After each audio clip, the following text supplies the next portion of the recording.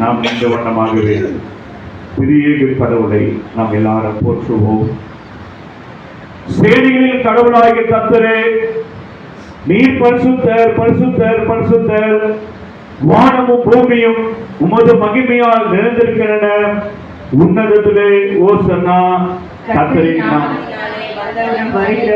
ஸ்தோத்திரிக்கப்பட்டவர், உன்னதத்திலே ஓசன்னா. கடவுளே நீர் பரிசுத்தர், கடவுளே நீர் பரிசுத்தர், சர்வ வல்லவரே நீர் பரிசுத்தர், சர்வ வல்லவரே நீர் பரிசுத்தர், சாவாமை உடையவரே நீர் பரிசுத்தர், சாவாமை உடையவரே நீர் பரிசுத்தர். ஆண்டவரே, எங்களுக்காக சிலுவையில் அறையுண்ட எங்கள் மீட்பரே, எங்கள் மேல் கிருபையாயிரும். ஆண்டவரே, எங்களுக்காக சிலுவையில் அறையுண்ட எங்கள் மீட்பரே, எங்கள் மேல் கிருபையாயிரும். பரிசுத்த ஆவியாகிய ஆண்டவரே, எங்கள் மேல் கிருபையாயிரும். பரிசுத்த ஆவியாகிய ஆண்டவரே, எங்கள் மேல் கிருபையாயிரும். ஆண்டவரே, எங்கள் ஜெபங்களையும் ஆராதனையும் ஏற்றுக்கொண்டு எங்கள் மேல் கிருபையாயிரும். ஆண்டவரே, எங்கள் மேல் மனதுருகி எங்கள் மேல் கிருபையாயிரும். எங்கள் தந்தையாம் கடவுளே, உமது வல்லமையினாலும் ஞானத்தாலும் எல்லாவற்றையும் படைத்து உமது குமாரனை எங்கள் ரட்சகராக தரும்படி உலகத்தில் அன்பு கூர்ந்தீரேன். உம்மை போற்றுகிறோம். குமாரனாம் கடவுளே, பாவத்தை தவிர்த்து எல்லாவற்றிலும் எங்களை போல மனிதனாகி எங்கள் பாவங்களுக்காக ஒப்பு கொடுக்கப்பட்டு எங்கள் நீதிக்காக உயிர்த்தெம்பரே, உம்மை போற்றுகிறோம். பரிசுத்த ஆவியாக கடவுளே, எல்லா உண்மைக்குள்ளும் எங்களை வழி நடத்தி கடவுளின் அன்பை எங்கள் நெஞ்சில் பொழிகிறவரே, உம்மை போற்றுகிறோம். பிதா, குமாரன், பரிசுத்த ஆவியாகிய கடவுளே, உமக்கு எக்காலமும் எல்லா புகழும் மகிமையும் உண்டாவதாக. பாவரிக்குள்ளாய் நாம் கடந்து செல்வோம். நமக்கு பாவம் இல்லை என்போமனால் நம்மை நாமே மன்னிக்கொள்ளாவோம். நமக்கு உண்மை இல்லை. நமது பாவங்களை அறிக்கையிட்டால் பாவங்களை நமக்கு மன்னித்து எவ்வித அனிதம் நீங்க நம்மை சுத்திக்கிறதற்கு அவர் நம்பத்தக்கவரும் நீதி உள்ளவர். நான் எழுதி என் தகப்பனுக்கு போய், தகப்பனே, வரத்துக்கு விரோதமாய் உமது பார்வையிலும் பாவம் செய்தேன். இனி உம்முடைய மகன் என்று சொல்லப்படுவதற்கு நான் பார்க்கிறேன் அல்ல. உம்முடைய கூலிக்காரர்கள் நாங்கள் என்னை வைத்துக் கொள்ளும் என்பேன். கடவுள் ராஜ்யம் சமீபத்திருக்கிறது. மனம் விரும்பி சுவிசேஷம் நம்பிக்கைகள் நமது பலவனுக்காக பரிந்துரைக்க முடியாத பிரதான ஆசிரியர் நமக்கு இல்லாமல் எல்லாவற்றிலும் நம்மை போல சோதிக்கப்பட்டு பாவம் இல்லாத பிரதான ஆசிரியர் நமக்கு இருக்கிறார். நாம் அனைவரும் முழங்கால் படித்து மௌனமாக நம்மை நாமே சோதித்து அறிவோமாக. எல்லாரும் முழங்கால் நிற்போம். முழங்கால் படியிட முடிந்தவர்கள் எல்லாரும் முழங்காலில் நின்று கடந்த வாரத்தில் நாம் தெரிந்து தெரியாது செய்த பாவங்களை ஆண்டவரிடத்தில் மனத்தாழ்மையாய் அறிக்கை செய்து ஆண்டவருடைய பாவம் மன்னிப்பின் நிச்சயத்தை நாம் பெற்றுக்கொள்வோம். எல்லாரும் முழங்கால் நிற்போம்.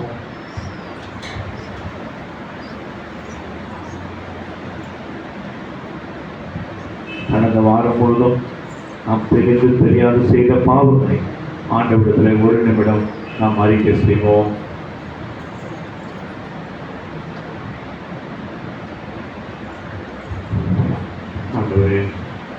கடந்த வாரம் முழுவதுமாய் நாங்கள் உங்களுக்கு விரோதமான காரியங்கள் ஏதாவது செய்திருந்தால் நீங்கள் எங்களை தயவாய் மன்னிங்க ஆண்டவரே.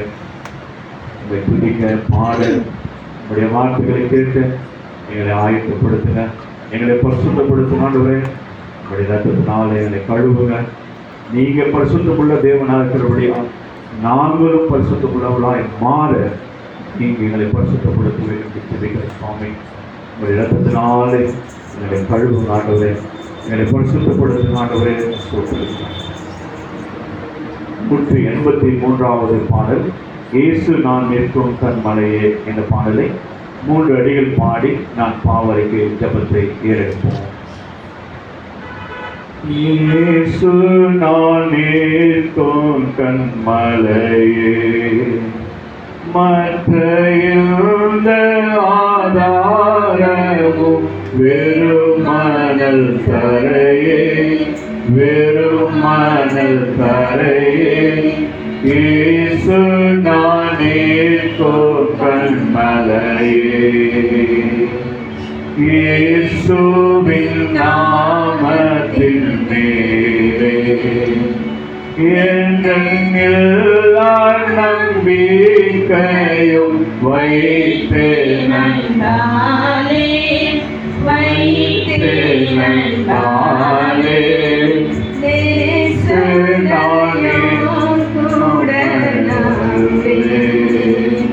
நான் இயேசுவின் நாமத்தின் மேல் முழுவதும் சார்வேன். இயேசு நான் நிற்கும் கண்மலையே, இருளவர் அருள்முகம் மறைக்க நான் உறுதியாய் அவர் மாறான் கிருபையில் நிலைப்பேன், கிருபையில் நிலைப்பேன். உரமாக கடல் புயல் வீச சற்று உலையாக எனது நங்கூரமாமவரே, நங்கூரமாமவரே. இயேசு நான் நிற்கும் கண்மலையே, பெருவெல்லும் பிறவாக வருகிறோம். அவர் பிறவினை அனைத்த காவல், இரத்தமே காவல். இருதயத்தில் நீரை அசைய அப்போதேசுவே என்னோடு நம்பிக்கையாமே, நம்பிக்கையாமே. இயேசு நான் நிற்கும் கண்மலையே. இரண்டாவது பாவரிக்கை ஜெபத்தை சொல்லும்போது பின்பாக சொல்லவும், எங்கள் தந்தையாம் கடவுளே, நினைவினாலும் வார்த்தையினாலும் செய்கையினாலும் உமக்கு விரோதமாய் பாவம் செய்திருக்கின்றோம். நினைவினாலும் வார்த்தையினாலும் செய்கையினாலும் உமக்கு விரோதமாய் பாவம் செய்திருக்கிறோம். முழு மனதோடு நாங்கள் உம்மை நேசிக்கவில்லை, முழு மனதோடு நாங்கள் உம்மை நேசிக்கவில்லை. எங்களிடத்தில் நாங்கள் அன்பு கூறுவது போல அயலாடத்தில் நாங்கள் அன்பு கூறவில்லை. எங்களிடத்தில் நாங்கள் அன்பு கூறுவது போல எங்கள் அயலாடத்தில் நாங்கள் அன்பு கூறவில்லை. எங்கள் மேல் இரக்கமாக இருக்க வேண்டிக் கொள்கிறோம். எங்கள் மேல் இரக்கமாய் இருக்க உம்மை வேண்டிக் கொள்கிறோம். எங்கள் பாவ அழுக்கை நீக்கி எங்களை சுத்திகரியோ, எங்கள் பாவ அழுக்கை நீக்கி எங்களை சுத்திகரியோ. எங்கள் குற்றங்களை விட்டுவிட எங்களுக்கு உதவி புரியோ. எங்கள் குற்றங்களை விட்டுவிட எங்களுக்கு உதவி புரியோ. எங்கள் ஆண்டவர் இயேசு கிறிஸ்து மூலமாய் வேண்டிக் கொள்கிறோம் பிதாவே. எங்கள் ஆண்டவர் இயேசு கிறிஸ்துவின் மூலமாய் வேண்டிக் கொள்கிறோம் பிதாவே. ஆமென். ஆமென். சர்வ வல்லமையும் மிகுந்த இரக்கமுள்ள ஆண்டவர் பாவ மன்னிப்பும் நிவர்த்தியும் நமக்கு கட்டளையிட்டாலே வாழ்க்கையை சீர்படுவதற்கான காலத்தில் தமது பரிசுத்தாவின் கிருபையும் தேர்ந்ததில் தந்தல்வாக. ஆமென். ஆண்டவரை துதியுங்கள், ஆண்டவர் நாமம் துதிக்கப்படுவதாக. ஜெபிப்போம். எங்களை நேசிக்கிற நல்ல தகப்பனே, நன்மையான இந்த பரிசுத்தமான ஓய்வு நாளுக்காக ஜெபிக்கிறோம் சுவாமி. இந்த நாளில் ஆண்டவரே நாங்கள் வந்து ஆண்டவரே அமர்ந்து முழங்கால் படியிட்டு கடந்த வாரத்திலே நாங்கள் செய்த எல்லா பாவங்கள், குற்றங்கள், குறைகள் எல்லாவற்றையும் பாதப்பட வைத்திருக்கிறோம் சுவாமி. நீங்க அதை கேட்டு எங்களுக்கு உடைய ரத்தத்தினால் எங்களை கழுவி எங்களை பரிசுத்தப்படுத்திருக்கிறீர்களே, என்னுடைய இருதயத்தை சுத்தப்படுத்திருக்கிறீங்களே, அதை ஆசீர்வதிக்கிறோம். உம்மை பாடவும் உம்மை துதிக்கவும் உடைய வேத வசனங்களை கேட்கவும் நீர் எங்களை ஆயத்தப்படுத்திருக்கிற கிருபைக்காக சொல்கிறோம். தொடர்ந்து மீதியான நேரத்தை கரத்தில் அர்ப்பணிக்கிறேன். நீங்க ஏற்று வளர்த்தபடியா ஜெபிக்கிறோம். எல்லா துதி கன மகிமை உமக்கு செலுத்துகிறோம். இயேசு மற்றும் மக்கள் நல்ல பிதாவே. ஆமென். நம்ம எல்லாரும் எழுந்து நிற்போம். இப்பொழுது வேதத்திலிருந்து 4 வேத பகுதியை நாம் வாசிக்க கேட்க போகிறோம். எசேக்கியேல் 1ஆம் அதிகாரம், 2 கொரிந்தியர் 13ஆம் அதிகாரம், சங்கீதம் 2, யோவான் 1ஆம் அதிகாரத்திலிருந்து ஒரு சில வசனங்களை நாம் கேட்க போறோம். அதற்கு முன்பாக ஆண்டவருடைய புத்தகத்தை, வேத புத்தகத்தை உயர்த்தி பாடலை பாடி ஆண்டவர் நாமத்தை மகிமைப்படுத்துவோம். வேத புஸ்தகமே, வேத புஸ்தகமே, வேத புஸ்தகமே, விலை பெற்ற செல்வம் நீயே. வேத புஸ்தகமே, விலை பெற்ற செல்வம் நீயே. என்னை எனக்கு காட்டி என் நிலைமையை மாற்றி, என்னை எனக்கு காட்டி என் நிலைமையை மாற்றி, பொன்னுலகத்தை காட்டி போகும் வழி சொல்வாயே. பொன்னுலகத்தை காட்டி போகும் வழி சொல்வாயே. வேத புஸ்தகமே, வேத புஸ்தகமே, வேத புஸ்தகமே, விலை பெற்ற செல்வம் நீயே. வேத புஸ்தகமே, விலை பெற்ற செல்வம் நீயே. எசேக்கியேல் 1ஆம் அதிகாரம்.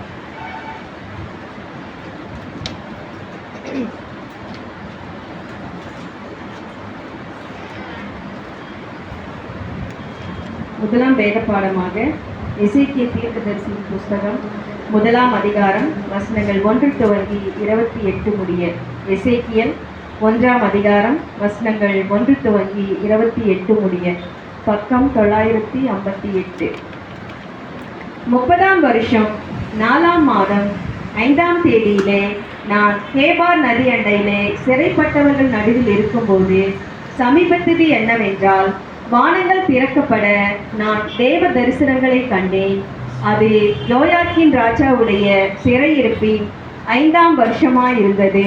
அந்த 5ஆம் தேதியிலே கல்தேய தேசத்தில் உள்ள கேபார் நதி அண்டையிலே பூசி என்னும் ஆசாரியனுடைய குமாரனாகிய எசேக்கியேலுக்கு கர்த்தருடைய வார்த்தை உண்டாகி அங்கே கர்த்தருடைய நாமம் அவன் மேல் அமர்ந்தது. இதோ வடக்கே இருந்து குசல் காற்று, பெரிய மேகமும் அத்தோடே கலந்த அக்கினியும் வர கண்டேன். அதை சுற்றிலும் பிரகாசமும் அதன் நடுவில் அக்கினிக்குள்ளிருந்து விளங்கிய சொகுசாவின் நிறமும் உண்டாயிருந்தது. அது நடுவில் இருந்து 4 ஜீவன்கள் தோன்றின. அவைகளின் சாயல் மனுஷ சாயலாயிருந்தது. அவைகளில் ஒவ்வொன்றுக்கும் 4 முகங்களும் ஒவ்வொன்றுக்கும் 4 செட்டைகளும் இருந்தன. அவைகளுடைய கால்கள் நிமிர்ந்த கால்களாயிருந்தன. அவைகளுடைய உள்ளங்கால் கன்றுக்குட்டியின் உள்ளங்கால்களுக்கு ஒப்பாயிருந்தன. அவைகள் துலக்கப்பட்ட வெண்கலத்தில் வர்ணமாய் மின்னிக் கொண்டிருந்தன. அவைகளுடைய செட்டைகளின் கீழ் அவைகளின் 4 பக்கங்களிலும் மனுஷ கைகள் இருந்தன.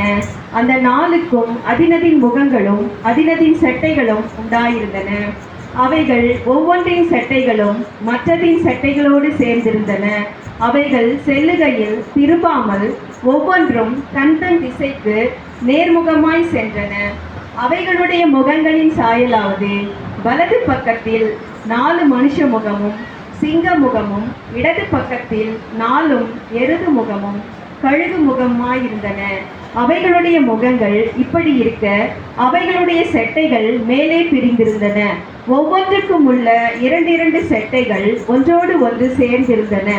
மற்ற 2 செட்டைகள் அவைகளுடைய உடல்களை மூடின. அவைகள் ஒவ்வொன்றுக்கும் தன் தன் திசைக்கு நேர்முகமாய் சென்றது. ஆவி போக வேண்டும் என்றிருந்த எவ்விடத்திற்கும் அவைகள் போயின. போகையில் அவைகள் திரும்பி பார்க்கவில்லை. ஜீவன்களுடைய சாயல் எப்படி இருந்தது என்றால், அவைகள் எரிகிற அக்கினி தழலின் தோற்றமும் தீவர்த்தியின் தோற்றமுமாயிருந்தது. அந்த அக்கினி ஜீவன்களுக்குள்ளே உலாவி பிரகாசமாயிருந்தது. அக்கினியிலிருந்து மின்னல் புறப்பட்டது. அந்த ஜீவன்கள் மின்னலின் தோற்றம் போல ஓடித் திரிந்தன. நான் அந்த ஜீவன்களை பார்த்து கொண்டிருக்கையில் இதோ பூமியில் ஜீவன்கள் அண்டையிலே 4 முகங்களை உடைய ஒரு சக்கரத்தை கண்டேன். சக்கரங்களின் ரூபமும் அவைகளின் வேலையும் படிகை பற்றி வர்ணமுமாயிருந்தது.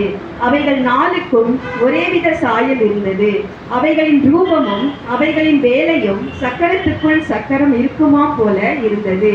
அவைகள் ஓடுகையில் தங்கள் 4 பக்கங்களிலும் ஓடுகையில் அவைகள் திருப்புகிறது இல்லை. அவைகளின் வட்டங்கள் பயங்கரப்படத்தக்கதாக உயரமாயிருந்தன. அந்த 4 வட்டங்களும் சுற்றிலும் கண்களால் நிறைந்திருந்தன. அந்த ஜீவன்கள் செல்லும் போது அந்த சக்கரங்கள் அவைகள் அருகே ஓடின. அந்த ஜீவன்கள் பூமியிலிருந்து எழும்பும் போது சக்கரங்களும் எழும்பின. ஆவி போக வேண்டும் என்றிருந்த எவ்விடத்துக்கும் அவைகள் போயின. அவ்விடத்துக்கும் அவைகளின் ஆவியும் போக வேண்டும் என்று இருந்தது. சக்கரங்களும் அவைகளின் அருகே எழும்பின. ஜீவனுடைய ஆவி சக்கரங்களில் இருந்தது. அவைகள் செல்லும் போது இவைகளும் சென்றன. அவைகள் நிற்கும் போது இவைகளும் நின்றன. அவைகள் பூமியிலிருந்து எழும்பும் போது சக்கரங்களும் அவைகள் அருகே எழும்பின. ஜீவனுடைய ஆவி சக்கரங்களில் இருந்தது. ஜீவனுடைய தலைகளின் மேல் பிரமிக்கத்தக்க வச்சிர பிரகாரமான ஒரு மண்டலம் இருந்தது. அது அவைகளுடைய தலைகளின் மேல் உயர விரிந்திருந்தது. மண்டலத்தின் கீழ் அவைகளுடைய செட்டைகள் ஒன்றுக்கொன்று எதிர்நேராய் விரிந்திருந்தன. தங்கள் தங்கள் உடல்களை மூடிக்கொள்ளுகிற 2 செட்டைகள் இரு பக்கத்திலும் இருக்கிற ஒவ்வொன்றிற்கும் இருந்தன. அவைகள் செல்லும் போது அவைகளுடைய செட்டைகளின் இரைச்சலை கேட்டேன். அது பெருவெள்ளத்தின் இரைச்சல் போலவும் சர்வ வல்லவருடைய சத்தத்தை போலவும் ஒரு இராணுவத்தின் இரைச்சலுக்கு ஒத்த ஆரவாரத்தின் சத்தத்தை போலவும் இருந்தது. அவைகள் நிற்கும் போது தங்கள் செட்டைகளை தளர விட்டிருந்தன. அவைகள் நின்று தங்கள் செட்டைகளை தளர விட்டிருக்கையில் அவைகளுடைய தலைகளுக்கு மேலாக மண்டலத்தின் மேலிருந்து ஒரு சத்தம் பிறந்தது. அவைகளின் தலைகளுக்கு மேலுள்ள மண்டலத்தின் மீதில் நீல ரத்தினம் போல விளங்கும் ஒரு சிங்காசனத்தின் சாயலும் அந்த சிங்காசனத்தின் சாயலின் மேல் மனுஷ சாயலுக்கு ஒத்த ஒரு சாயலும் இருந்தது. அவருடைய இடுப்பாக காணப்பட்டது முதல் மேலெல்லாம் உட்புறமும் சுற்றிலும் அக்கினிமயமான சொகுசாய நிறமாயிருக்க கண்டேன். அவருடைய இடுப்பாய் காணப்பட்டது முதல் கீழெல்லாம் அக்கினிமயமாகவும் அதை சுற்றிலும் பிரகாசமாகவும் இருக்கவும் கண்டேன். மழை பெய்யும் நாளில் மேகத்தின் வானவில் எப்படி காணப்படுகிறதோ அப்படியே சுற்றிலும் உள்ள அந்த பிரகாசம் காணப்பட்டது.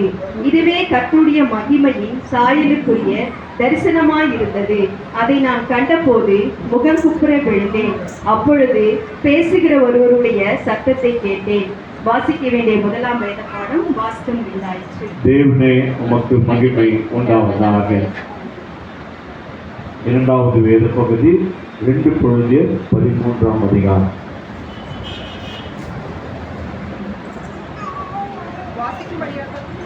வாசிக்கும்படியாக தெரிந்து கொள்ளப்பட்ட 2ஆம் வேத பகுதி 2 கொரிந்தியர் 13ஆம் அதிகாரம் 11 14 வசனங்கள் முடிய. 2 கொரிந்தியர் 13ஆம் அதிகாரம் 11 14 வசனங்கள் முடிய. கடைசியாக சகோதரரே, சந்தோஷமாயிருங்கள், நற்செய்தி பொருந்துங்கள், ஆறுதல் அடையுங்கள், ஏக சிந்தையாயிருங்கள், சமாதானமாயிருங்கள். அப்பொழுது அன்புக்கும் சமாதானத்துக்கும் காரணராகிய தேவன் உங்களோடு கூட இருப்பார். ஒருவரை ஒருவர் பரிசுத்த முத்தத்தோடு வாழ்த்துங்கள். பரிசுத்தவான்கள் எல்லாரும் உங்களுக்கு வாழ்த்துதல் சொல்லுகிறார்கள். கர்த்தராகிய இயேசு கிறிஸ்துவினுடைய கிருபையும் தேவனுடைய அன்பும் பரிசுத்த ஆவியாருடைய ஐக்கியமும் உங்கள் அனைவரோடு கூட இருப்பதாக. ஆமென். வாசிக்கும்படியாக தெரிந்து கொள்ளப்பட்ட 2ஆம் வேத பகுதி வாசித்து. தேவனே உமக்கு மகிமை உண்டாவதாக. சங்கீதம் 2 நாம் மாறி மாறி வாசிப்போம்.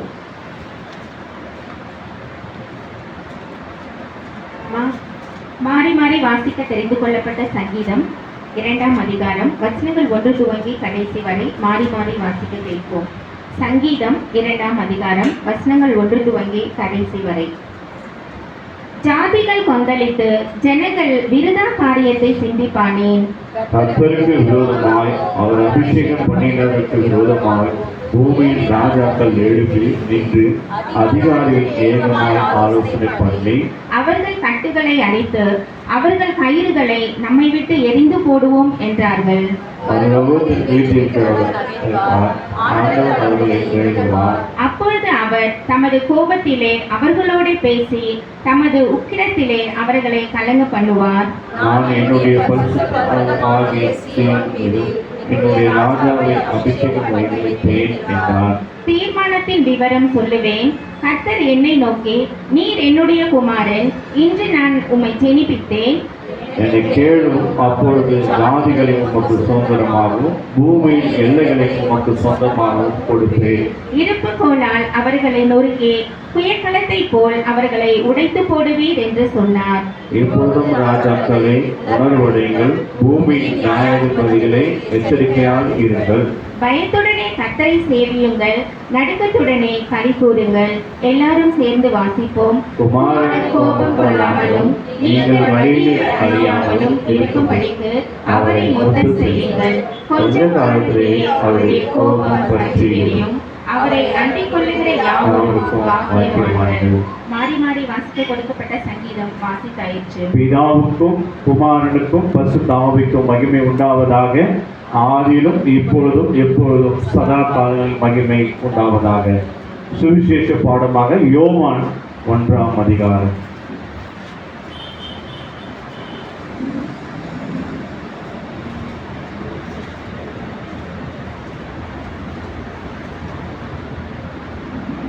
வாசிக்கும்படியாக தெரிந்து கொள்ளப்பட்ட 4ஆம் சுவிசேஷ வேத பாடம் யோவான் 1ஆம் அதிகாரம் வசனங்கள் 1 முதல் 18 முடிய.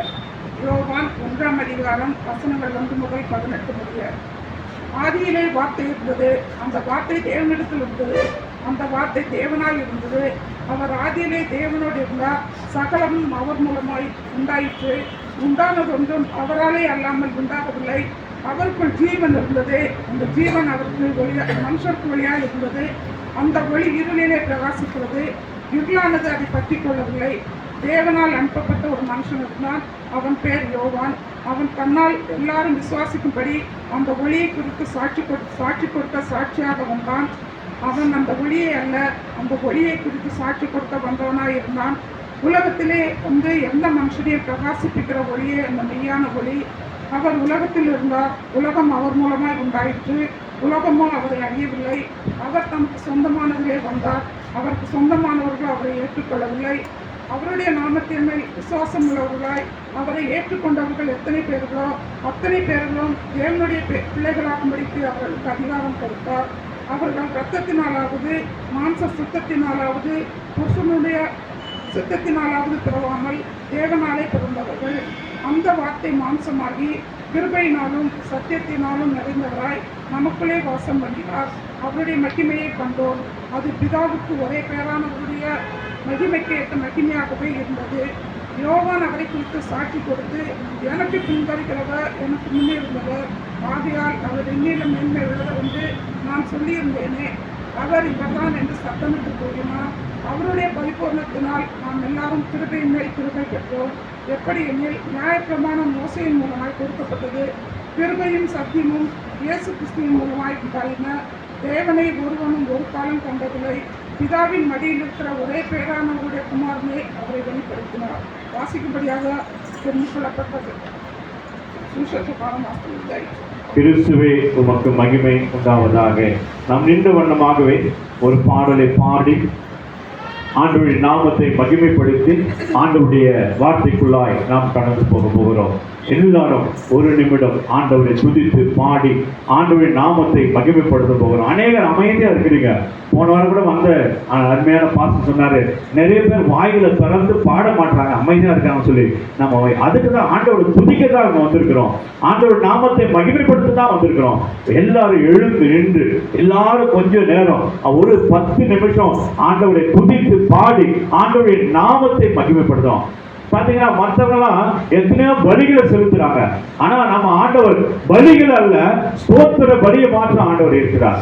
அவர் துதிகள் மத்தியில வாசம் செய்கிற தேவன். நாம் துதித்து பாடும் பொழுது அவருடைய பிரசன்னம் நம் மத்தியில இறங்கி வர போகிறது. பிரியமானவர்களே, எல்லாரும் ஒரு நிமிடம் கண்களை மூடி ஆண்டவரை நோக்கி ஸ்தோத்திரம் செய்வோம். ஆண்டவர் எத்தனை அற்புதமாய் ஒவ்வொரு நாளும் கண்மணி போல நம்மை பாதுகாத்து ஆண்டவர் வழிநடத்துகிறார். ஆண்டவருக்கு ஸ்தோத்திரம் செலுத்துவோமா? எல்லாரும் சேர்ந்து சொல்லுவோம். வாய்களை திறந்து ஆண்டவரை துதிப்போம், ஆண்டவருக்கு ஸ்தோத்திரம் செலுத்துவோம். ஸ்தோத்திரம் சோதரிக்கிறோம் சோதரிக்கிறோம் கால வேலை கிருபைக்காக துதிக்கிறோம் துதிக்கிறோம் ராஜா. இதப்பா சோத்திரம் பிள்ளைகளை பாசோத்திரம் யாதியில பாசோத்திரம் அவர்களை பாசோத்திரம் மண்டையில் வந்து துதிக்க பாசோத்திரம் ராஜா. கிருபை கொடுத்தது அதுக்காக நன்றி துதிக்கிறோம் சோத்திரிக்கிற ராஜா. எப்போதும் நிர்மலமாக கிருபைக்காக துதிக்கிறோம் சோத்திரிக்கிற ராஜா. பிள்ளைகளுக்கு கொடுத்தீரே அதுக்காக நன்றி சோத்திரிக்கிற ராஜா.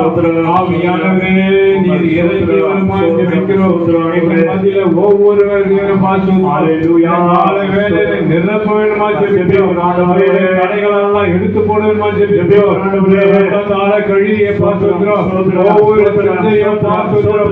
பரிசுத்தப்படுத்திக்கிறோமா ஜெபிக்கிறோம். கடந்து வாங்க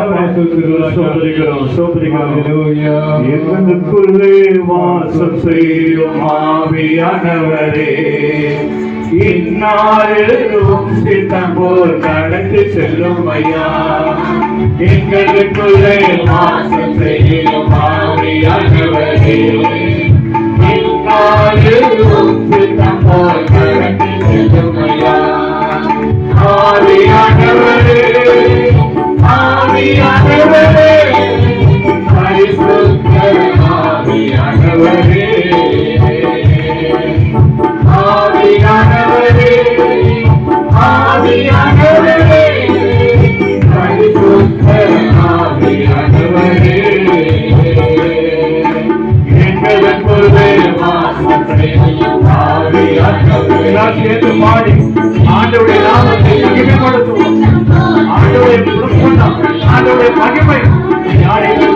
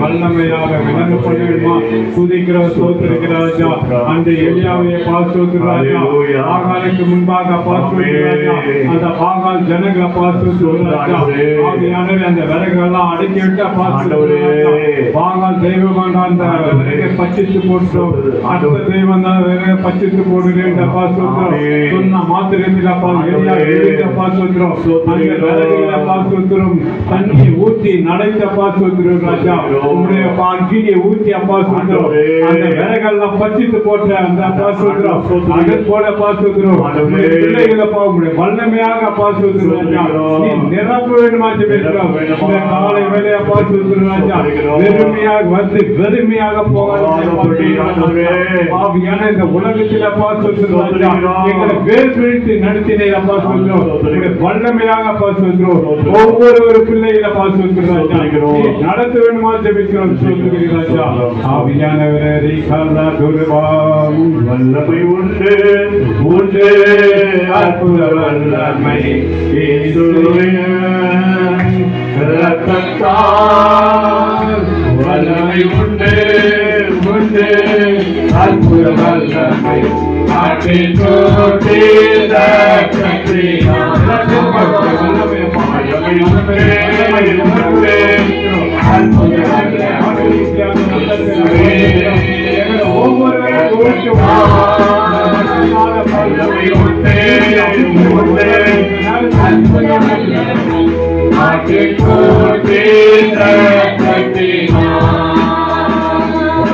உண்டு அற்புத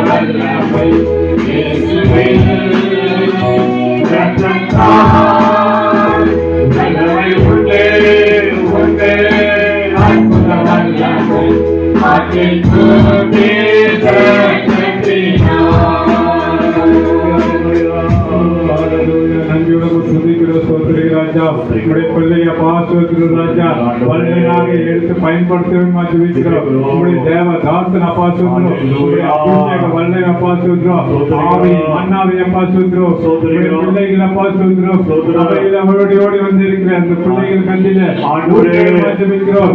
வார்த்தை அப்பா சொல்றோம் வல்லமையாக அப்பா சொல்றோம் மொழி தருவமா ஜபிக்கிறோம் அவர்கள் அப்பா சொல்றோம் 30 60 100 பல தருவமா ஜபிக்கிறோம் கிராமத்துக்கு போய் அப்பா சொல்றோம் உங்களுடைய அப்பா சுவிசேஷ வல்லமையை ஊற்றுவதுமா ஜெபிக்கிறோம் கட்டப்பட்ட நிலைமையில இருக்கிற ஒவ்வொருவரையும் கட்ட அழிக்கவதுமா ஜெபிக்கிறோம் இந்த ஆராதனைக்கு தடை பண்ணுகிற பொருளாதார பிசாசை இயேசு நாட்டில் நிர்மலமாக்குறோம் ஆவியானவரே பிள்ளைகள் தடைபடாதபடி அப்பா சொல்கிறோம் ராஜா உங்களுடைய ஆலயத்தில் நிரம்பி வர வேண்டுமா ஜெபிக்கிறோம் தடைப்பட்ட மக்கள் அப்பா சொல்கிறோம் தடைகள்லாம் உடைத்து கூட்டி வர வேண்டுமா ஜெபிக்கிறோம் ஆவியானவரே அப்பா சொல்கிறோம் ராஜா இந்த ஆராதனையில அப்பா சொல்கிறோம் நீரப்பா சொல்கிறோம் எங்களோட இடைப்பட வேண்டுமா ஜெபிக்கிறோம் இன்னும் காலம் செல்லாது ராஜா உலகத்துக்கு உப்பா இருக்க வேண்டுமா ராஜா சொல்கிறோம் எங்களை மறைந்தப்பா சொல்கிறோம் ராஜா இந்த சமூகத்தில் ஒப்புடுகிறோம் நீரை காத்துக்கொள்ள வேண்டும் இயேசு நாமத்தை வேண்டிய பிதாவே ஆமென் ஆமென் ஆமென். எல்லாரும் அமரலாம் இருப்பீங்க. கடந்த வாரத்தில் அநேகரை ஆண்டவர் தொட்டு இருக்கின்றார், ஊழியத்துக்கென்று அழைத்திருக்கின்றார், ஊழிய காரியங்களை முன்மையாய் நின்று செய்யும்படியாய் அநேகரை ஆண்டவர் அழைத்திருக்கிறார். எனவே ஆண்டவருடைய அழைப்பை ஏற்று நீங்கள் முழுமையாய் ஊழியத்துக்கென்று நீங்கள் அர்ப்பணிக்கணும்னு சொல்லி நான் நாளிலே கேட்டுக்கொள்கிறேன். மீண்டுமாய் நம்முடைய மத்தியிலே நம்முடைய ஆயர் அவர்கள் வந்திருப்பது கடந்த வாரத்தில் வெளியூர் சென்றிருந்தார். இந்த நாளிலே நம்முடைய மத்தியில் வந்திருப்பது மிகுந்த மகிழ்ச்சி. ஆண்டவருடைய செய்தி நம்மோடு பகிர்ந்து கொள்வார். அதற்கு முன்பாக எனக்கு ஒரு அழைப்பு வந்திருக்கிறது. ஆராதனை முடிவுக்கு முன்பாக ராணிப்பேட்டை இருக்கிற அம்மூரில் இருக்கிற ஒரு சிஎஸ்சி சர்ச்சில் நீங்கள் தான் வந்து இன்னைக்கு செய்தி கொடுக்கணும் அப்படின்னு சொல்லி ஒரு சகோதரர் கடந்த ஒரு வாரமாக என்னை அழைத்து கொண்டிருக்கின்றார். காலை வழியில் கூட நான் சொன்னேன் எனக்கு ஆராதனை இருக்குது அப்படின்னாலும் கூட இல்லை பரவாயில்ல நீங்கள் வாங்க நாங்கள் வெயிட் பண்ணுறோம் அப்படின்னு சொல்லியிருக்காங்க. எனவே நான் பாதியிலே அந்த அம்மூர் திருச்சபைக்கு 2 நாள் செல்ல இருக்கின்றேன். ஆண்டவருடைய வார்த்தை அந்த இடத்துல நான் பகிர்ந்து கொள்ள இருக்கின்றேன். ஆண்டவர் நான் என்னென்ன வார்த்தைகளை தியானம் பண்ணி வைத்திருந்தோம் அந்த வார்த்தைகளை அருமையான சகோதரன் மூலமாய் இன்று ஆண்டவர் வெளிப்படுத்தியிருக்கின்றார் பிரியமானவர்களே. எனவே ஆண்டவர் என்னை பயன்படுத்தும்படியாய் நான் இந்த அங்கே செல்கிறேன். நீங்கள் என்னுடைய ஊழியத்துக்காக நீங்கள் ஜெபித்துக் கொள்ளும்படி நான் அன்போடு கேட்டுக்கொள்கிறேன். செய்தி கொடுத்து பொதுவான விசுவாசபூர்வமான காணிக்கை அறிவிப்பு எல்லாம் செய்து நம்முடைய ஆயரவர்களும் நம்முடைய செயலாளர்களும் ஆராதனை முடிப்பார்கள் என்பதை நான் திருச்சபை சார்ந்தே நான் தெரிந்து இப்பொழுது ஆயரவர்களை ஆண்டுடைய வார்த்தையை சொல்லும்படி நான் அன்போடு அழைக்கின்றேன். தாங்கி என்னை சித்தம் போ வழி நடத்தோ குயவன் கையில் களிமண்ணா அனுதினமோ வாழை தேடுமே குயவன் கையில் களிமண்ணா அனுதினமோ வாழை தேடுமே ஓம் வசனம் தியானிக்கையில் இதயமது ஆறுதலே ஓம் வசனம் தியானிக்கையில் இதயமது ஆறுதலே தாரிருள் நடக்கையிலே தீபமாக வழி நடத்தோ தாரிருள் நடக்கையிலே தீபமாக வழி நடத்தோ.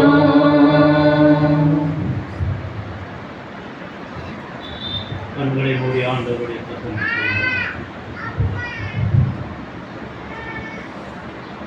கண்மலையும் வீட்டுமாகிய கர்த்தாவே, வாயின் வார்த்தைகளும் எங்களுடைய இருதயத்தின் யோசனையும் உமது சமூகத்திலே சொல்லியாயிருக்கிறார். தேவனுடைய நாமத்திற்கு ஸ்தோத்திரம் உண்டாவதாக. இந்த ஓய்வு நாளின் காலை வேளையிலே நமது ஆண்டவராகிய இயேசு கிறிஸ்துவினுடைய இனிய நாமத்தினாலே உங்களுக்கு அனைவரும் வாழ்த்துகிறேன். சென்ற வாரம் நமக்கு கொடுக்கப்பட்ட ஒரு டாபிக் பெந்தெகோஸ்தே. பெந்தெகோஸ்தே சொன்னால் 50வது நாள். அதை பற்றி பேச வேண்டிய ப்ரிப்பேர் பண்ணி வைத்திருந்த நேரத்திலே பெங்களூருக்கு செல்ல வேண்டிய கட்டாயம் ஏற்பட்டது. அங்கு வேறு ஒரு செய்தியை கொடுக்க கடமைப்பட்டிருந்தேன்.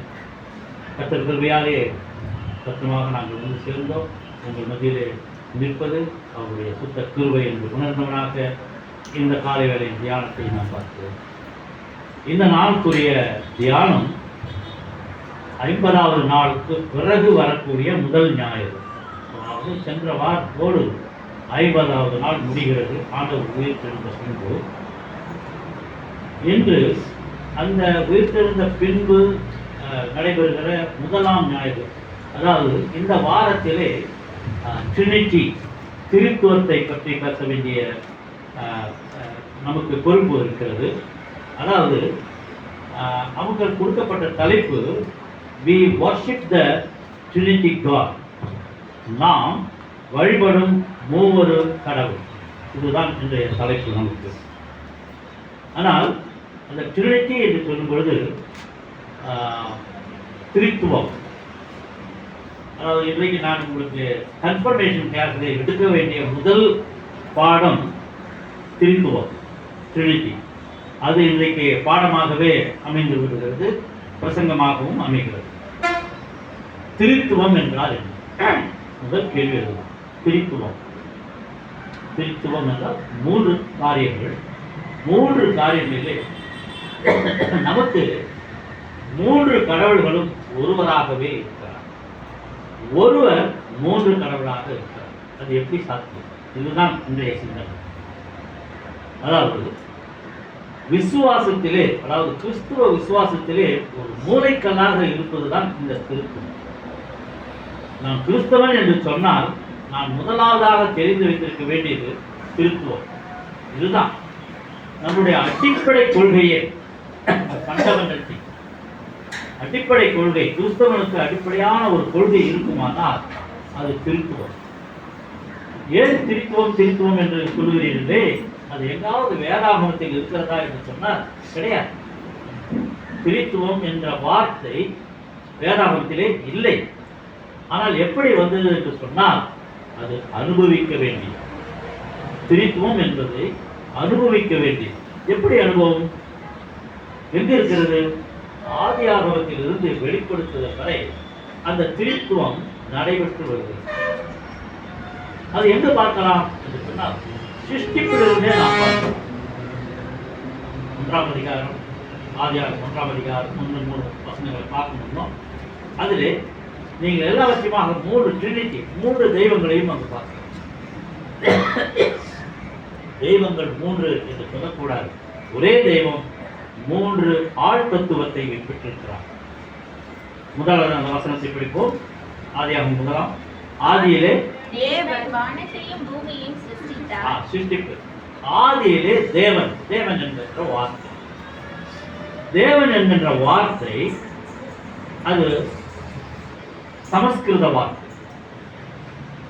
தமிழிலே நாம் கடவுள் என்று சொல்கிறோம், மலையாளத்திலே தெய்வம் என்று சொல்கிறோம், தெலுங்கிலே தேவுடு. இப்படி ஒவ்வொரு லாங்குவேஜிலும் பல விதமாக டிரான்ஸ்லேட் பண்ணது சமஸ்கிருதம் தெரிந்த ஒரு பாப்பராக இருந்தபடியால் அது தேவன் என்று சொல்லும். புது மொழிபெயர்ப்பதே கடவுள் என்று நாம் பார்க்கிறோம்.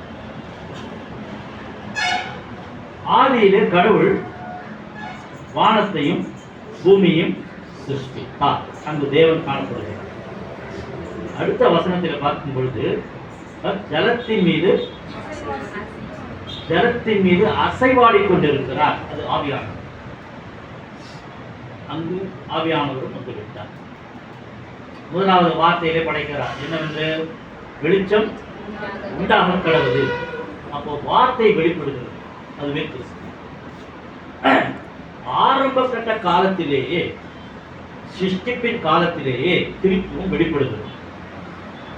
நிறைய காரியங்களை நாம் பார்க்கலாம். ஏன்னா சும்மா ஒரு 1/2 hour அதை எவ்வளவு தூரம் நம் அதை தியானிக்க முடியுமோ அதை செய்யலாம். திருத்துவத்தை பார்க்க வேண்டும் என்று சொன்னால் நம்மை போல, நமது சாயலாக, அந்த வசனங்கள்லாம் இருக்கு இல்லையா? நமது சாயலாக படைக்கணும், நமது ரூபமாக, நமது நமது என்று சொல்லுவோம். அப்ப நமது என்று சொல்லும் பொழுது நான் என்று சொல்லியிருக்கலாம் கடவுள். அப்படி சொல்லாதபடி நாம் என்று சொல்லும் பொழுது அதிலே திருத்துவம் அடங்கியது.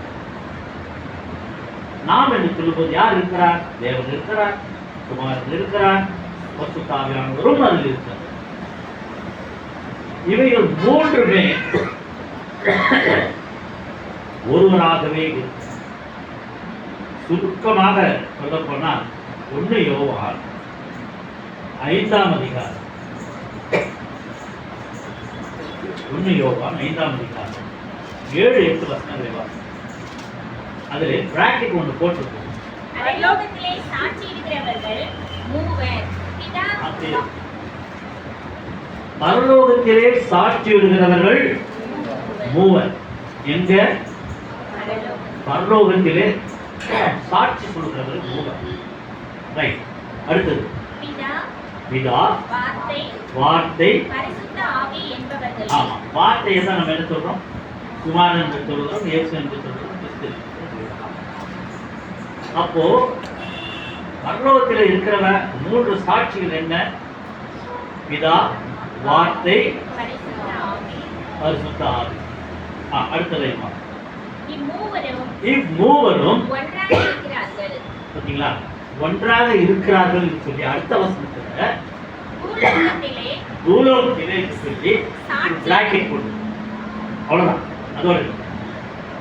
அப்போ வானத்துல இருக்கிறாரு, பரலோகத்துல இருக்கிறாரு, அங்க 3 பேரை சாட்சி கொடுக்குறாங்க. ஆள் தத்துவம். ஆனா இங்க கீழே வரும்பொழுது நமக்கு ஒன்று தெரியும் விரிவாக. அதைத்தான் யோவான் என்றால் சொல்கிறார். நம்ம வாசிக்க கேட்டதை பார்த்து 1ஆம் அதிகாரம் யோவான்ல ஆதியிலே ஒரு வார்த்தை, அந்த 3 வசனம் படிங்க, 18 வசனம் வாசிச்சு. அந்த 18 வசனமும் அவர் அப்படி போட்டு போட்டு போட்டு தோசை திருப்புற மாதிரி பண்ணிக்கிட்டே இருந்தது. சின்ன பிள்ளையா இருக்கும்போது அது படிக்கும்போது அது வழங்காது. ஆனா அது நமக்கு நடந்தது அப்படின்னு சொன்னா அவர் தான் பேசுவார். ஆதியிலே வார்த்தை இருந்தது, அந்த வார்த்தை தேவனிடத்தில் இருந்தது. அந்த வார்த்தைன்னா யாரு? குமார். அந்த குமாரன் யார் இடத்துல இருந்தாரு? பிதாவின் இடத்துல இருந்தார் இல்லையா? அந்த வார்த்தை தேவனாயவே இருந்தது. அப்ப குமாரனும் தேவனும் ஒன்றே. அங்கே வந்துருச்சா? அப்ப பாரு, அவர் ஆதியிலே தேவனோடு இருந்தார். அவர் சகலமும் அவர் மூலமாய் உண்டாயிற்று, உண்டானது என்றும் அவராலே இல்லாமல் பின்னிட்டார். அது புரிஞ்சுக்கணும். ஏன்னா புதிய ஏற்பாட்டில் சொல்லும் பொழுது கேள்வி கேட்கிறாங்க, பிதாவை எங்களுக்கு காட்டும், பிதாவை எங்களுக்கு காட்டும் என்று சொன்னார். என்னை கண்டவன் பிதாவை கண்டான். அப்ப நீ கடவுளா? நமக்கு கொடுக்கப்பட்ட 10 கட்டளையில முதல் 2 கட்டளை யாரு? என்ன சொல்லுங்க? சின்ன பிள்ளைங்க யாராவது சொல்லுங்க. கேட்காதீங்க, கேட்க மாட்டேன். என்ன என்று தேவர்கள் நாம் அடுத்தது வேறு ஒரு சுரூபத்தியாகவும் விக்கிரகத்தையாகவும் நமஸ்கரிக்கவும் சேவிக்கவும் வேண்டாம். ஆராதனை அவருக்கு உரியதே. அவர் தான் ஆராதிக்கணும். கடவுளுடைய பேர் அப்போ கேட்கப்படுகிறவர் என்ன சொன்னார்? மோசேகிட்ட இருக்கிறவராகவே அயாம் தயார் மாதான், நான் ஒருவர் தான், என்னதான் ஆராதிக்கணும், என்னதான் நமஸ்கரிக்கணும் சொன்னவர். புதிய ஏற்பாட்டை கிறிஸ்து வர, ஆனா கிறிஸ்துவ நமஸ்கரிக்கலாமா, ஆராதிக்கலாமா? ஒரு பெரிய கேள்வி வருது இல்ல? என்ன என்றார் தேவன். ஆனா ஒரு குமாரன் கொடுக்கப்பட்டார்கள். ஆனா யாருக்கும் தெரியல, நிறைய பேருக்கு தெரியல. தீர்க்க தரிசனம் படிச்சிருந்தா தான் அவங்களுக்கு தெரியும். அப்போ 3 பேர் வராங்க சாஸ்திரி, அவர்களை பணிந்து கொண்டார்கள்.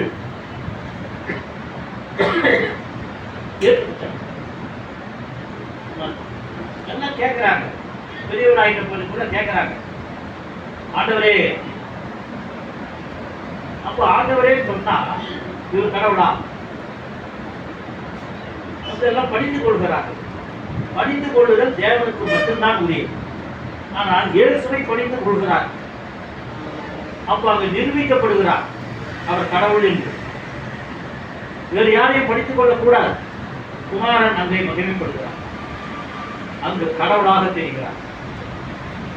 அப்போ ஒரு கேள்வி வருது, தாவீதின் குமாரனே என்னன்னு கூப்பிட்டீங்க கேட்கிறேன். தாவீதின் குமாரனே. ஆனா தாவீது என்ன சொல்கிறார்? என் ஆண்டவரே, கர்த்தரே என் மேய்ப்பர். அப்படி என்றால் நான் தாவீதுக்கு பெரியவனா? தாவீது குமாரன் என்று சொல்கிறார் வம்சத்தின் முறையாக. ஆனால் அங்கு சொல்லப்படுவது தாவீதை என்ன சொல்கிறார்? கர்த்தர் என் மேய்ப்பராய் இருக்கிறார், ஆண்டவரே என்று ஆண்டவரை நோக்கினார். அப்போ யாரையும் பெரியவன்? ஆபிரகாமையும் பெரியவன் நீயோ? இந்த கேள்வி எல்லாம் எதற்காக வருகிறது என்றால், மூவரும் ஒருவரே காட்டப்படுவதற்காக 3 காரியங்களை நான் பார்க்கிறேன். என்ன காரியம்? 2 பேர் 13ஆம் அதிகாரம் 16ஆம் வசனம். நாம எல்லாமே சொல்ற கடைசியில் ஆசீர்வாதம் என்ன போதும்? கர்த்தராகிய இயேசு கிறிஸ்துவின் கிருபையும் தேவனுடைய அன்பும் பரிசுத்த ஆவியானவருடைய ஐக்கியமும் உங்கள் அனைவரோடும் கூட இருப்பதாக. ஆமென். பவுல் சொல்கிறார். கொரிந்து பட்டணத்துக்கு எழுதும் பொழுது பவுல் சொல்கின்ற அந்த காரியத்தை தான் மூவரும் ஒருவரே என்று நிரூபிக்கப்பட வேண்டும் என்பதற்காக அவர் சொல்லுகின்ற அந்த வசனம் இங்கே மூவரும் ஒருவராக தெரிகிறார். நிறைய இடங்களிலே பார்க்கலாம். ஏசாயா சொல்கிறார், அவர் பிறக்கும் பொழுதே சொல்கிறார், உங்களுக்கு ஒரு குமாரன் கொடுக்கப்பட்டார், அவர் மேல் தத்துவம் இருக்குது, சமாதான பிரபு, நித்திய பிரபு, அதெல்லாம் சொல்றாங்க. எல்லாம் அதே. ஆனா ஏற்றுக்கிற மனப்பக்குவம் மூவரும் ஒருவரே என்று ஏற்றுக்கொள்கின்ற மனப்பக்குவம் நமக்கு இல்லை. அப்படி இருந்திருந்தா ஜெகோவா விட்னஸ் தனியா வச்சுக்கிறாங்களா? ஜெகோவா விட்னஸ் சொன்னா தேவன் மட்டுமே கும்பிட வேண்டும், கடவுளை மட்டுமே ஆராதிக்க வேண்டும். என்ன பேரு? யெகோவா, யாவே, என்ன சொல்றாங்க? யெகோவா, யாவே, இதெல்லாம் அவருக்கு பேர். ஆனால் அது சொல்ல மாட்டாங்க. யெகோவா நிசி என்பது இது அவருடைய பேனர். பார்க்கலாம். இவை எல்லாம் என்ன கூறுகிறது என்று சொன்னால், அப்பதான் யெகோவான்னு சொல்லக்கூடாது, யாவேன்னு சொல்லக்கூடாது. அப்படியே அச்சுவான் ஆண்டவரே கடவுளே அவருடைய நாமத்தை வழங்கவே கூடாது. நம்ம சொல்றோம் வீணிலே வழங்கக்கூடாது. நம்ம தடுக்கி விழுந்தா கூட நம்ம என்ன சொல்றோம்? இயேசுவே அப்பா, கண்டா சர்வ சாதாரண பேர் வச்சுக்கலான்னாக்கா இயேசுன்னு இயேசு தான், இயேசு பாதம்னு வச்சுக்கிறேன், இல்லை இயேசு தாசன் வச்சுக்கிறேன். சொல்லாத பேரை வீணிலே வழங்காதானாக்கா அவன் தான் கொலகாரன் தான். பேர் வைக்கிறது காரணம். அவன் இயேசு பேர் வைத்து நீ இயேசுவை தரித்துக் கொண்டிருந்தான், தரித்துக் கொண்டிரு. அவர் உங்களுடைய நாமம் மகிமைத்தான் படுத்த வேண்டும். அவருடைய வீணிலே வழங்காதிருப்பாயாக. சரி, புதிய ஏற்பாட்டிலே 3 பேருக்கு நாம் பார்க்கிறோமா? பார்க்கிறோம். பிறக்கும் போதிலிருந்து பார்க்கிறோம். அவர் ஞான ஸ்நானம் எடுக்கிறார். எடுக்க வேண்டிய அவசியம் இல்லை. ஆவினாலே நிரப்பப்பட்டு அபிஷேகம் பண்ணப்பட்டவர் பிறப்பாரே. ஆனால் மற்றவர்களுக்கு அது சாட்சியாக இருக்க வேண்டும் என்பதற்காக ஞான ஸ்நானம் முன்னுதாரணமாக இருக்கிறார். எடுக்கும் பொழுது மூவரையும் நாம் பார்க்கிறோம். எப்படி பார்க்கிறோம்? ஞான ஸ்நானம் எடுக்கும் பொழுது குமாரன் இருக்கிறார். வானத்திலிருந்து ஒரு சத்தம் உண்டாயிற்று, இவரின் நேசகுமாரன், இவரின் நான் பிரியமாயிருக்கிறேன். ஆவியானவர் புறாவை போல, இதே போல கெச்செம்மை கொடுத்து சத்தம் கேட்கும். அப்போ 3 பேரும் பூலோகத்திலே காணப்படுகிறார். பரலோகத்திலே சாட்சி உள்ளவர்கள் 3. இதுதான் திருநிதி. திருநிதி என்று சொன்னால் மூவரும் ஒருவரே, ஒருவரே மூவருமாக செயல்படுத்த.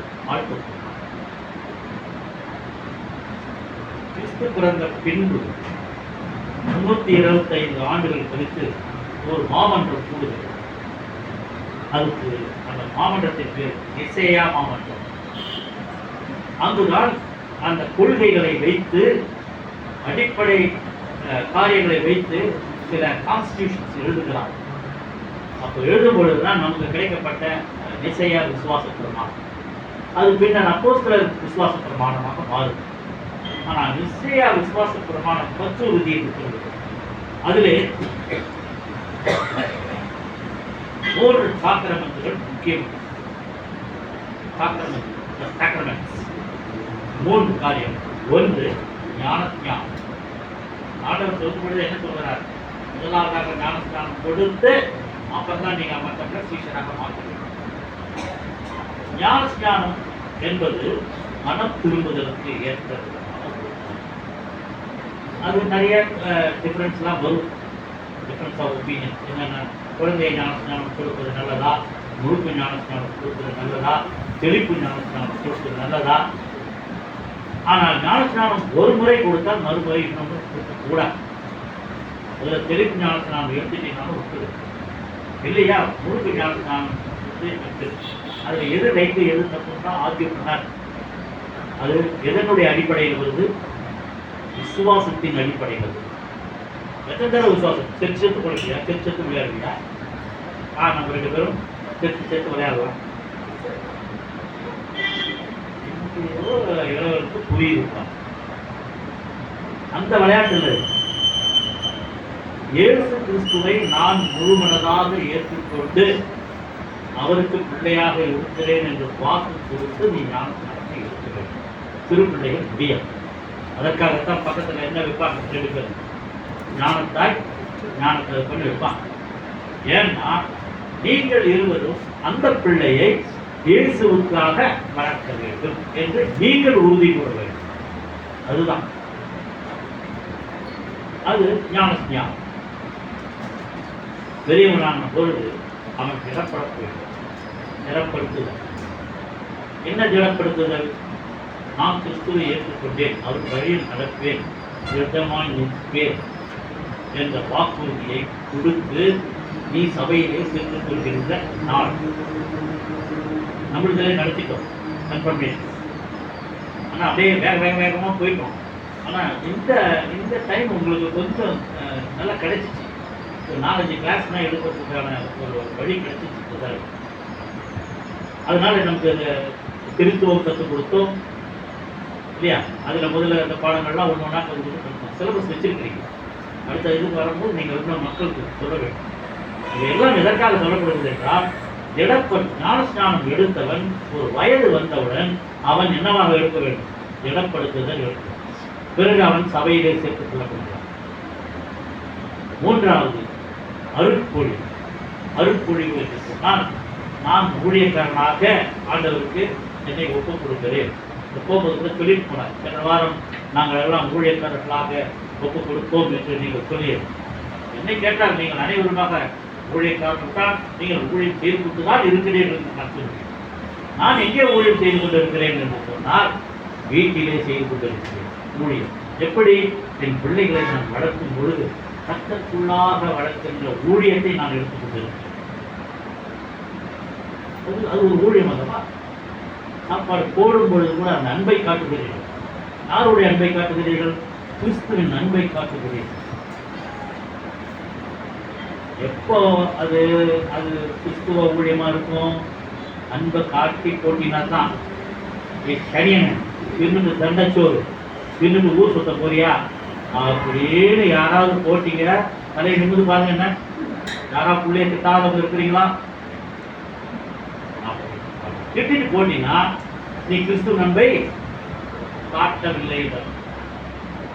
தண்டச்சோறு திட்டினாவே போச்சு.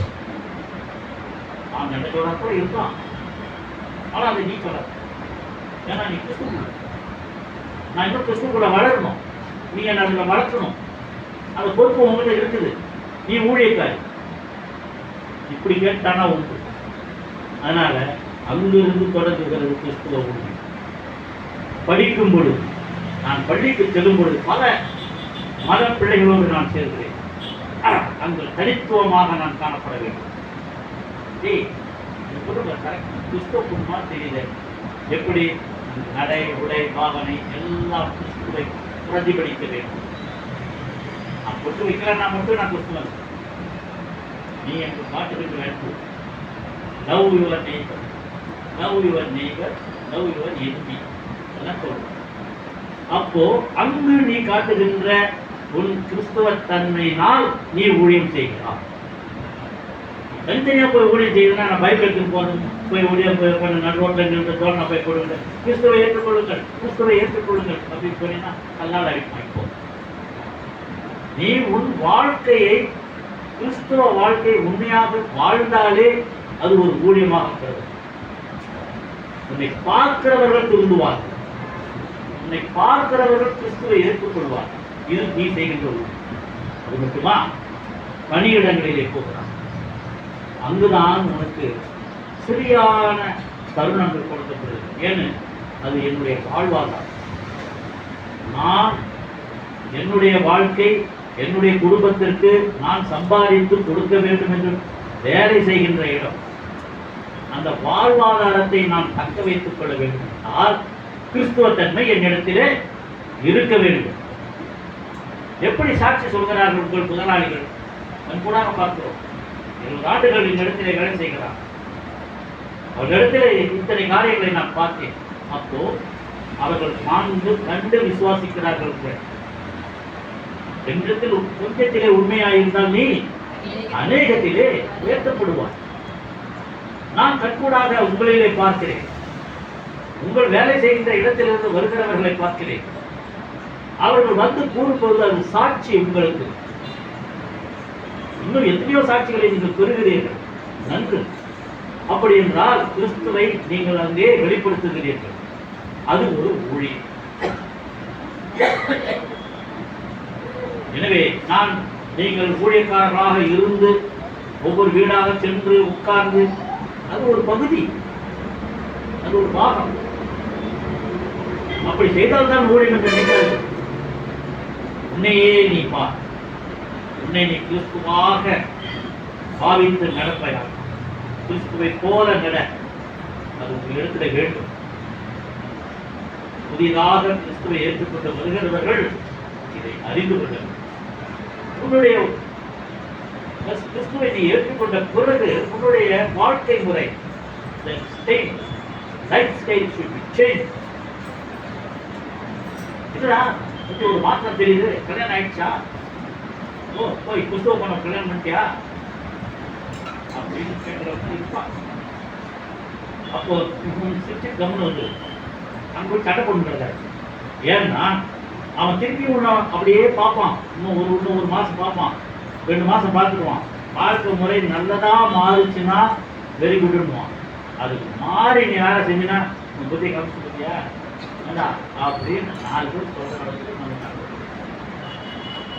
நீ கிறிஸ்துவை ஏற்றுக்கொண்டால் கிறிஸ்துவை பிரதிபலிக்க வேண்டும். அது உன்னுடைய வாழ்க்கை ஸ்டைல், அதாவது வாழ்க்கை முறை, நடைமுறை. இதுதான் அந்த ஊழியம். அப்போ அதுவே அருட்பொழிவு. இப்ப அருட்பொழிவு என்று சொன்னால் நான் போட்டு எனக்கு தலையில் அபிஷேகம் பண்ணி இப்படி நிக்க வச்சு இந்த மாதிரி ட்ரெஸ்ஸை கொடுத்து ட்ரெஸ்ஸிங் போடு, அவ்வளவுதான். முடிச்ச உடனே கட்டி போட்டுறாங்க.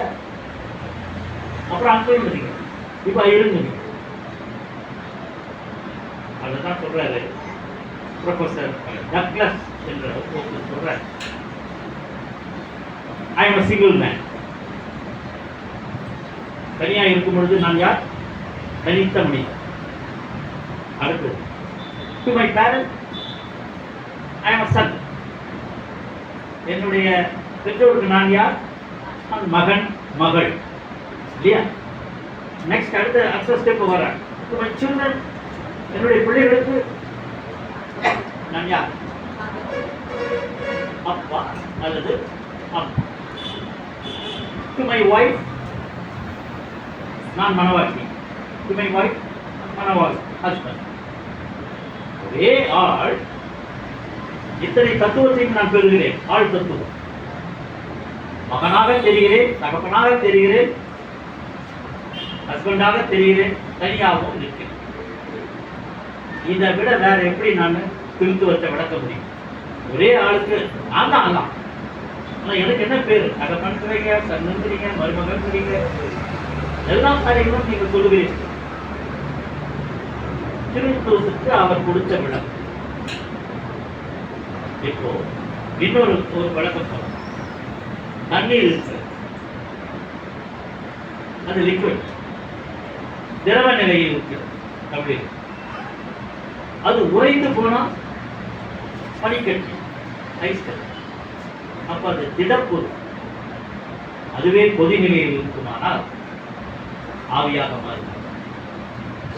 ஒரே தண்ணீர் திடப்பொருளாக இருக்குது, திரவ பொருளாக இருக்குது, ஆவியாகவும் மாறும்.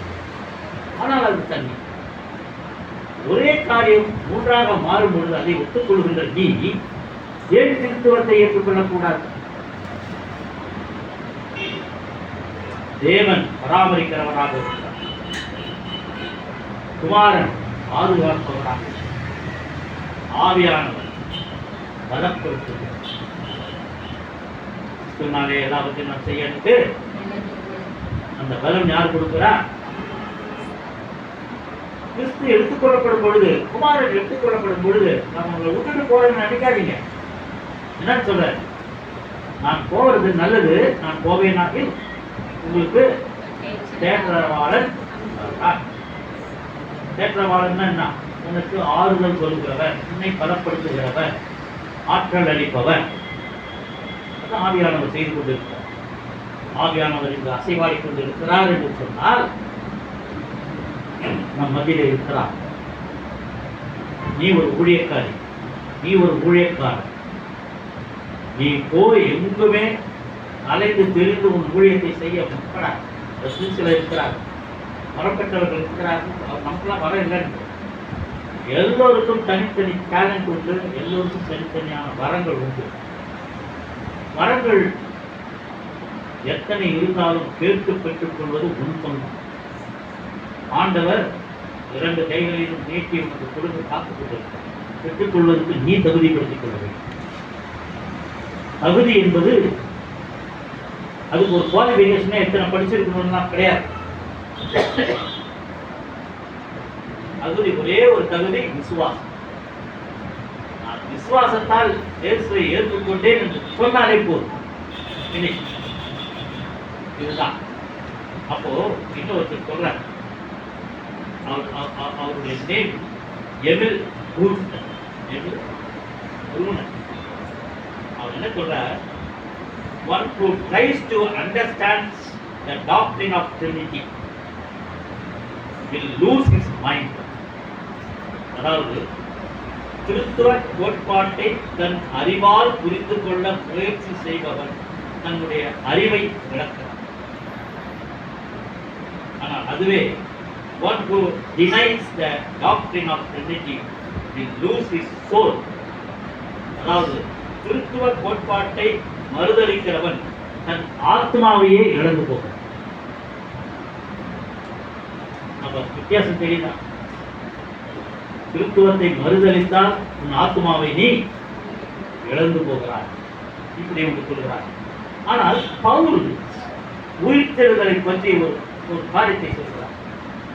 இது ஒரு பரம ரகசியம், ஒரு ரகசியம் என்று சொல்கிறார். ரகசியம் என்று சொன்னால் என்ன? அந்த ரகசியம் தான் நாம் படித்தோமே, பிதா, குமாரன், பரிசுத்த ஆவி. பிதாவாகிய தேவனுடைய அன்பும் கர்த்தராகிய ஆண்டவராகிய இயேசு கிறிஸ்துவினுடைய கிருபையும் இவர் 3 ஒன்றும் என்ற ரகசியத்தை அவர் நாம் சொல்றார். அதுதான். அப்போ இந்த ரகசியம் இன்னொரு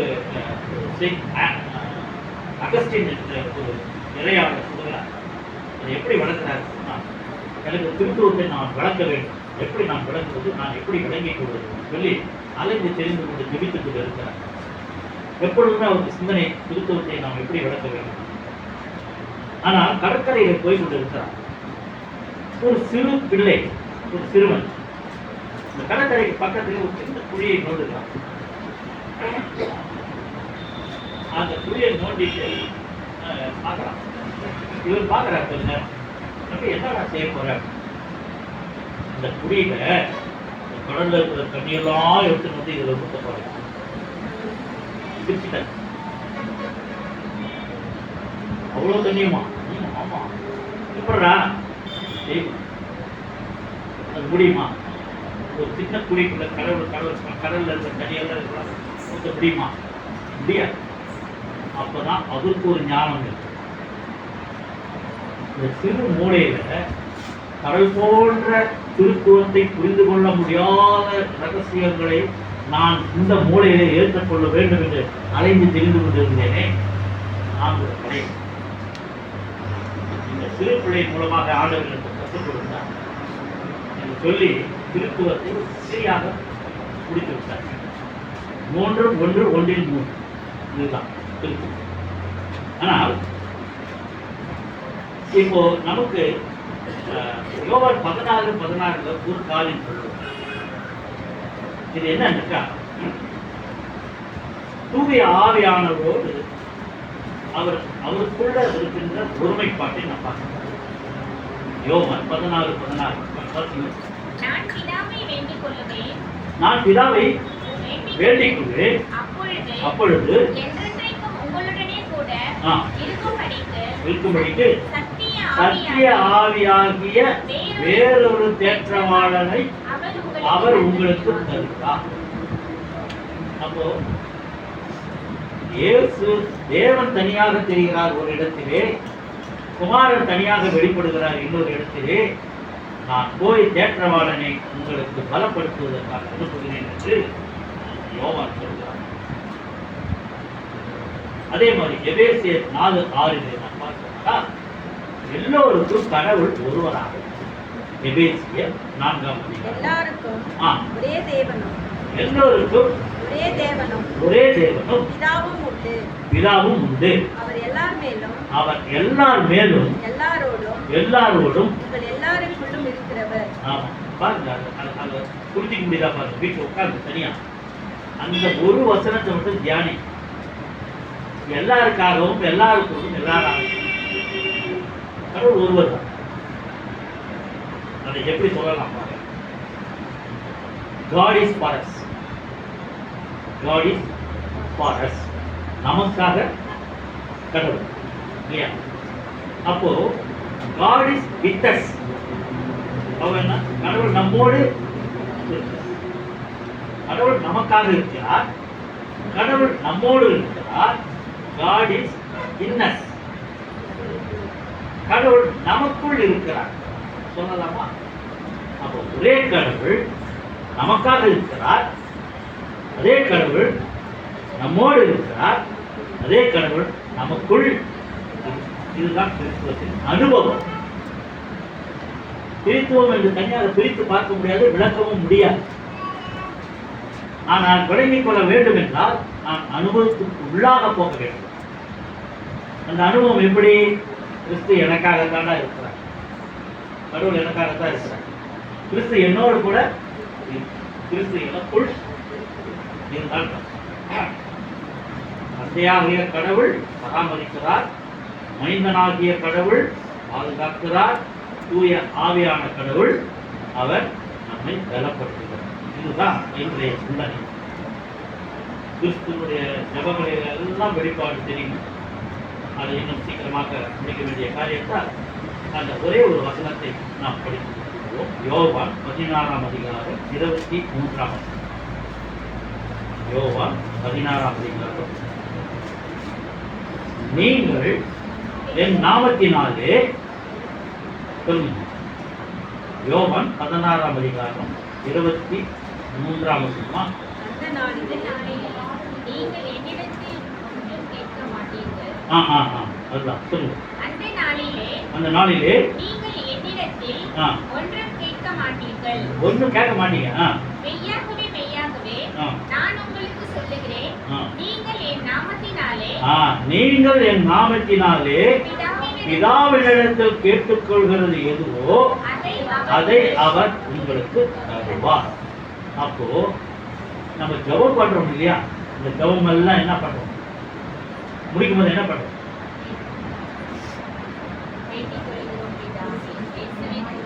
இயேசுவின் அதுதான் இயேசுவின் மூலமாய் எங்கள் ஜெபத்தை கேட்டவர்களும் எங்கள் பிதாவே. That is through proper channel. அப்ப அதைத்தான் சொன்னார், என் நாமத்தினால், என் நாமத்தின் மூலம் நீங்கள் எதை கேட்டாலும் பெற்றுக்கொள்வீர்கள் பிதாவிடத்திலே. எல்லா ஜெபமும் எப்படித்தான் முடிக்கிறோம்? எல்லாத்தையும் அது வேணும் இது வேணும் இது வேணும்னா இயேசு கிறிஸ்துவின் மூலமாய் கேட்கிறோம் எங்கள் ஜீவனோட நல்ல பிதாவே.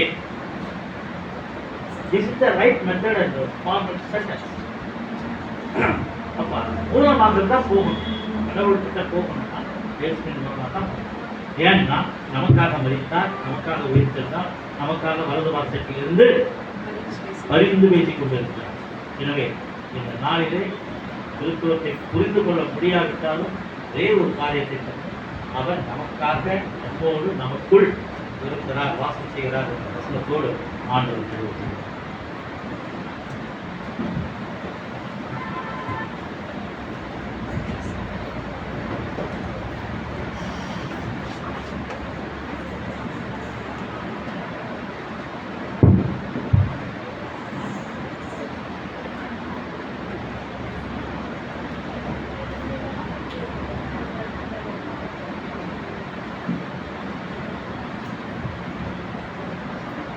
தேவனுடைய வார்த்தையை கேட்டு நாம்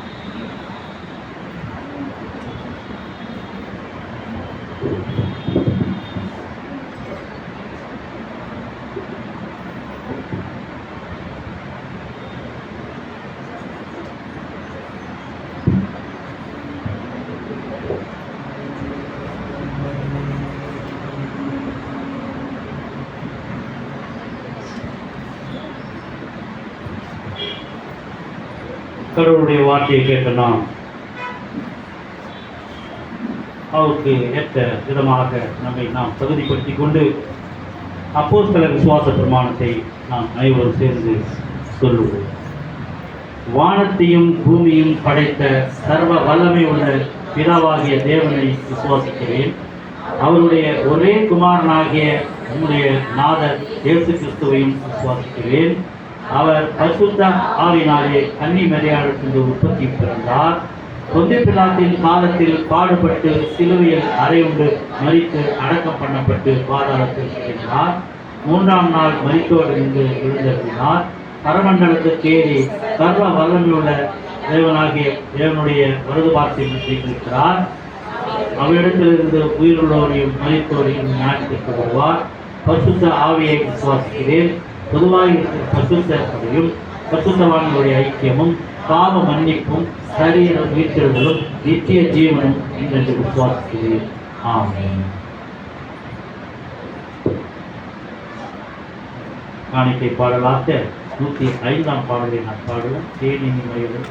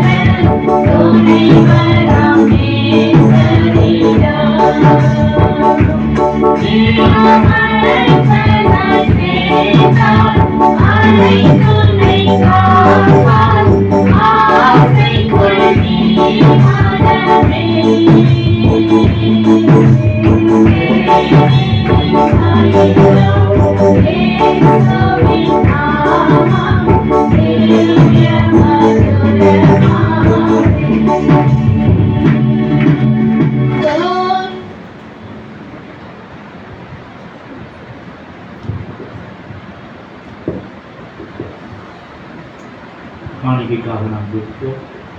ஸ்தோத்திர காணிக்கையாக எலிசபெத் அம்மா அவர்கள் ரூபாய் கொடுத்திருக்கிறார்கள்.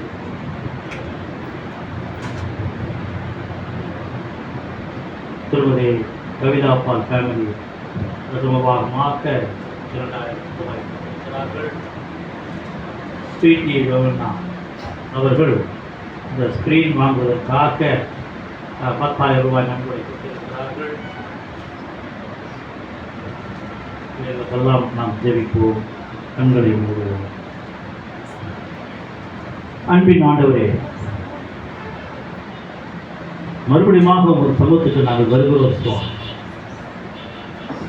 எங்களின் தேவைகளை நீர் அறிந்திருக்கிற தேவன் சுவாமி. கட்டாவே இந்த நாளிலே ஆண்டவரே, ஸ்தோத்திர பலியாக எங்களுடைய உள்ளத்தின் ஆழத்திலிருந்து உமக்கு நாங்கள் செலுத்திக் கொண்டிருக்கிறோம் சுவாமி. ஆண்டவரே, நீர் கொடுத்தவைகளை உமக்கே நாங்கள் செலுத்திக் கொண்டிருக்கிறோம் சுவாமி. மட்டுமல்ல ஆண்டவரே, இந்த நாளிலே பிரசம பாகமாக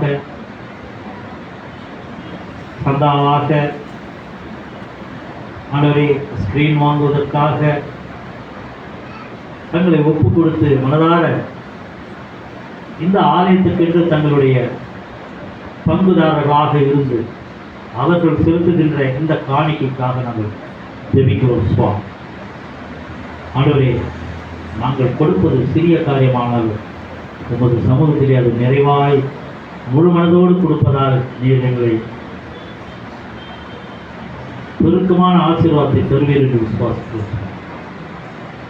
கணக்கில் திறந்து இடம் கொள்ளாமல் ஆண்டவரை அவர்களை ஆசீர்வாதத்தால் நிரப்பும் ஆண்டவர். இந்த உலகத்திலே அவர்கள் வாழ்கின்றபடியா வாழ்வின் வாழ்வாதாரத்தை ஆண்டவரை பெருக செய்யும் ஆண்டவர். சிறு பிள்ளைகளுக்காக ஜெபிக்கிறோம்.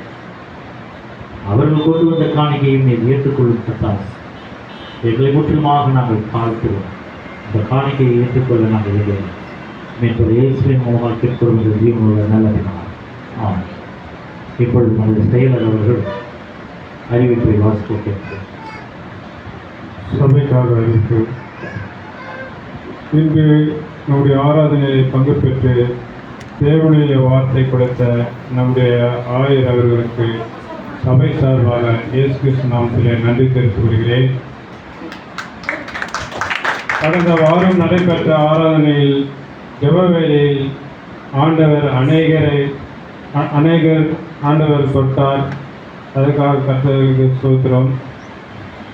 வருகின்ற 1/6/24 சனிக்கிழமை மாலை 7 மணி முதல் 8:30 வரை திருவிருந்து ஆராதனை நடைபெறும். இது சபைக்காக அறிவிப்பு. வருகின்ற 2/6/24 ஞாயிறு ஆராதனை உபவாச ஆராதனையாக நடைபெறும்.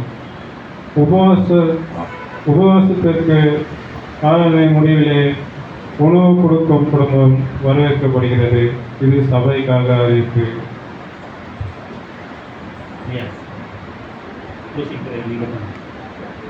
முடிவு ஜெபத்தை நீக்கம். ஹல்லேலூயா. ஸ்தோத்திரம் ஆண்டவரே, துதிக்கிறோம் ராஜா.